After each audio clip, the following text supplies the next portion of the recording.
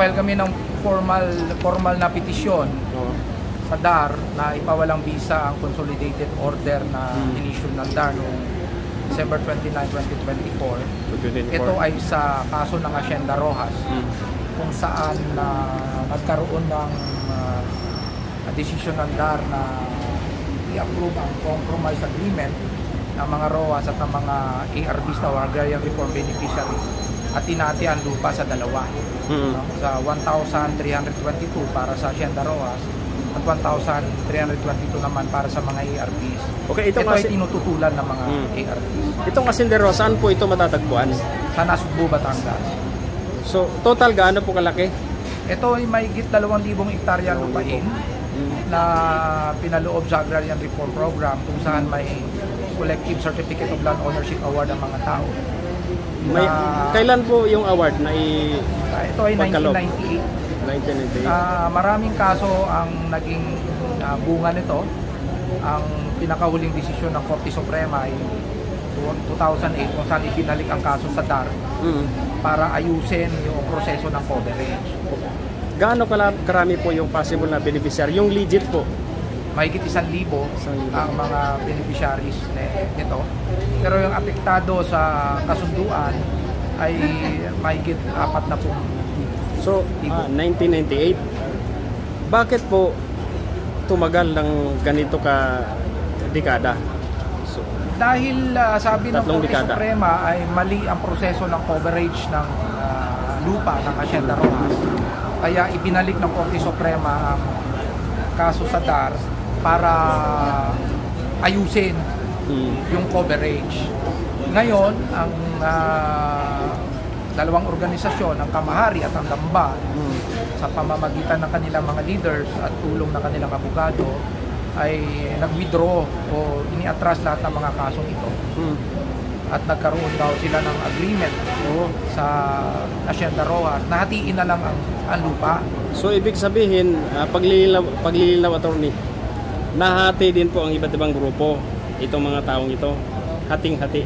Hindi naman nahahati, pinapalabas ng Kamahari at ng Damba, yung dalawang organisasyon na nire-represent daw nila yung mga tao na nabigyan ng LOA. Nasabi naman ng mga tao ay hindi nila alam. At kaya nga sila nag-file ng petisyon para ipawalang bisa ang consolidated order. Okay, yung organisasyon na yan ay kabilang din sila sa mga beneficiaryo or tagalabas? Kabilang ang mga beneficiaryo. Diyan. Pero ang problema, ang kasunduan na yon ay pinasok ng kanilang organisasyon na hindi nila alam.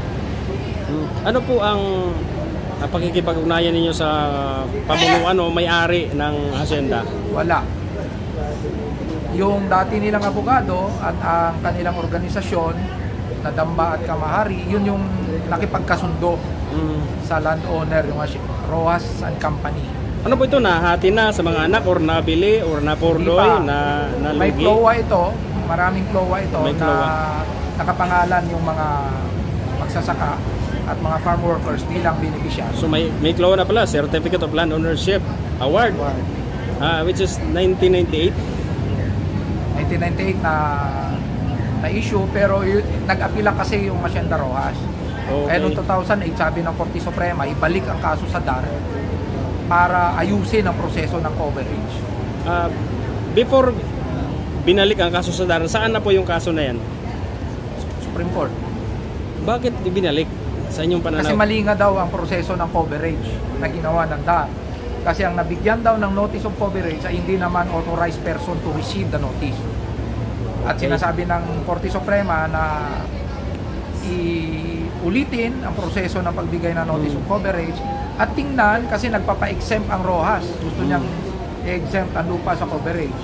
Sinasabi ng Hacienda Rojas ng Rojas and Company na ang lupa nila ay exempted. So sabi din ng Korte Suprema, tingnan ng DAR kung saan ang lupa na exempted at hindi. So ang ginawa nila, nagkasundo para matapos na daw ang kaso, hatiin na lang. 1,322 sa Rojas, 1,322 sa mga beneficiaryo. Okay. Apektado ngayon itong mga beneficiaryo kasi ang iba sa kanila mapapaalis doon sa kanilang mga lupa, sa kanilang mga bahay.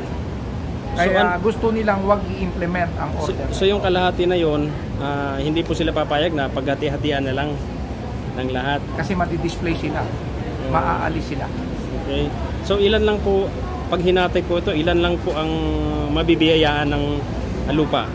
Lahat pa rin, pero imbis na 2,000 ang lupa na maibigay, 2,000 square meter, 2,000 hectares, 2,000 hectares, magiging 1,200 na lang. Okay. So mababawasan talaga ng kalahati. Ano po Kaya yung mangyayari, pag sisikin sila ng DAR doon sa lupang ini-award sa kanila, na magkakagulo yun. So ano po yung tugon ng DAR ngayon? Wala pa, kasi kapafile pa lang namin. Okay. So ano po yung inaasahan ninyo? Meron ba kayong mga panawagan sa pamunuan kay Secretary Estrella? I-review ang consolidated order at syempre nananawagan silang i-revoke ito kasi walang authority ang nagperma doon sa kasunduan para sila ay i-represent doon sa pagperma na magiging dahilan ng pag-cancel ng kanilang mga club. Ako si Ireneo de los Santos, tungkong Manila, nasa Batangas. Diyan ako pinanganak, diyan ako lumaki, at diyan na rin ako tumanda. Nagsimula ang pagsasaka ko dyan sa lupa niya na namana ng aking ama nang ako'y muspos pambata. Hanggang sa hirap ng pag-aaral, ng pagtatabas ng tubo, nakaisip ako mag-aaral. Umulok ng pag-aaral sa aking magulang at ako may napagbigyan. So kayo po yung representing po sa mga katutubo, sa mga magsasaka. Ano po yung posisyon ninyo? Doon sa Barangay Manila People's Community Association, ako po yung presidente. Itong bagong tayo ngayon. Ito ay registered sa Security Exchange Commission. Gumawa po kami ng ganitong association para may pahiwatig namin ang aming pagtutol sa 50-50. Kasi yung pong nagrepresenta sa amin ng kamahari at saka yung isa pa, dampa ba yun? Ano? Ay pinabayaan po kami at pumasok sila sa agreement na 50-50 na unfair naman doon sa mga taong nagsasaka. Paglilinaw, Kapitan, ilang grupo po ba ang niroon doon sa lugar na yan? Dalawa lang po ngayon, isang 50-50, isa yung non-50-50. So kayo po yung bilong doon sa gusto ng buo? Oo. Ilang percent po yung miyembro doon sa kabila? Siguro na malaki pa rin. Kalahati rin. Mga 40%. Kasi hindi nila alam ang kahihinatnan ng kanilang 50-50. Pero Kapitan, kayo po nakakaalam at pamilyar sa lugar. Ano pong dahilan bakit pumayag sila? Meron na bang nagtangkang nagbayad o nabayaran na sila? Yung pong hindi ako po pwede magbintang, pero sa tingin natin, sa simula pa, bakit nagkaganoon samantalang sila naghihirap magsaka, bakit sila biglang bumaligtad sa ganong kasunduan? Malamang po yan ay mayroong konsiderasyon na hindi natin pwedeng sabihin na kasi pagbibintang yan. Opo, magkakilala po kayong lahat. So ibig sabihin, familiar sa inyo ang mga tao na yan. So mayroon ba kayong napapansin na may nakabili na ng kotse, nakabili ng motor, bagong motor?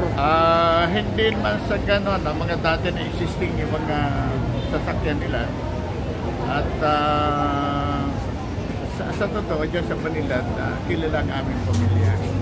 May father side at mother side. At kami ay hindi naman sa kilala ang aming pamilya dyan. Anyway, meron ba kayong gustong sabihin sa lahat ng mga miyembro ninyo at sa pamunuan ng DAR at maging doon sa pamunuan din ng mga Rojas? Ganito lang. Noong pong sa unahing gumawa ng Rojas, sila dumating dito sa ating bansa, mga 500 taon na nakakaraan. Ang dala lang nila ay itak at saka yung mga baril.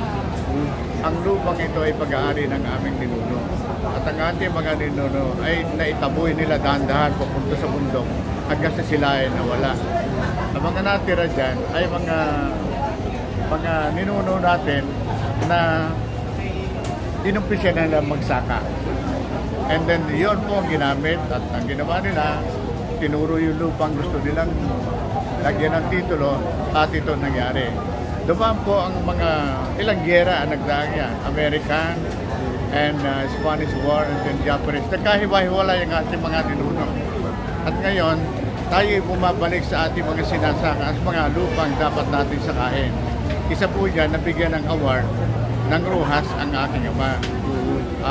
Sa simula pa nun siya dumating galing Nueva Ecija, maliit pa siyang, paslit pa siyang bata noon.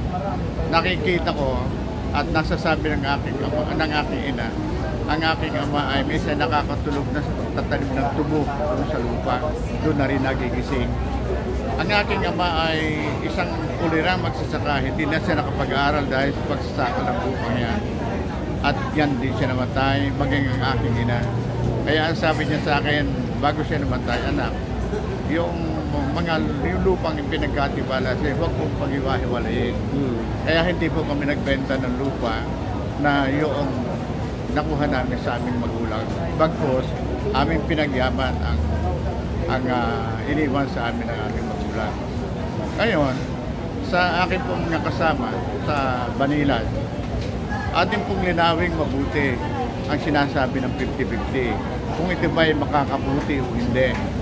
Sa tingin ko, hindi makakabuti ito. Kasi pagka ang literal na pagkakaintindi nila sa 50-50, ay hahatiin ang lahat ng bagay na mayroon sila. Pag hinati ang lupa nila, kalahati sa kanila. Pero yung kabila nila, hahatiin. Ibig sabihin, magkakalat-kalat din sila.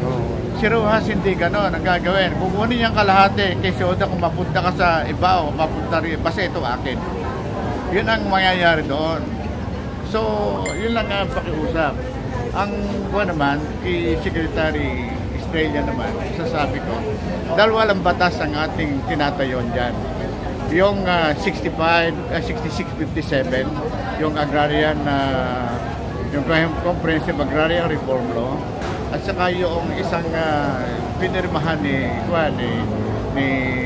President Bongbong Marcos yung July 25, 2023, yung pagtubos niya sa lahat ng pagkakautang na magsasaka. Yun lang po dalawang yun eh. Bayad na tayo lahat sa amin ng lupa. Hindi na dapat bawiin pa eh. Ang ginawa kasi na Rojas, nung maibagay yung 657 na batas, ang ginawa, inumpisa niya bawiin ang lupa sa amin. Conversion na hindi naman pumayag ang DAR. And then sa huli nga ito, pumirma ng bagong batas ang ating Pangulo Bongbong na ang lahat ng pagkakautang na magsasaka ay bayad na, maging ang real estate tax ay walang babayaran, ang lupa ay kanila. At ang sabi na ng Supreme Court kay DAR noon, ayusin ang proseso. Hindi alisin yung tao. Ang nangyayari kasi, aalisin yung tao, ililipat kami doon sa isang lugar na hindi namin alam. Walang kuryente, walang hindi bayan. Ilalagay kami sa isang disyerto.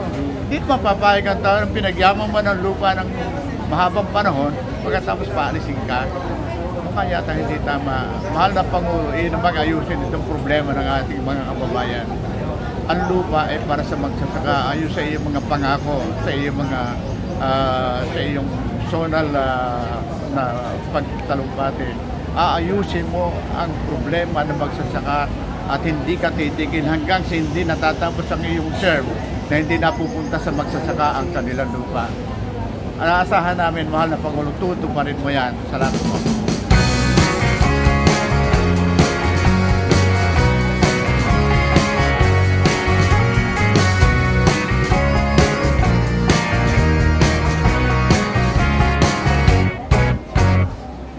I know you think she's sweet as candy. I know you wanna be with her, but Josie got a reputation to scratch behind that purr. She's got her little game perfected. She'll let you think you have control, and then one day when you least expect it, she'll steal away your soul. It's so easy when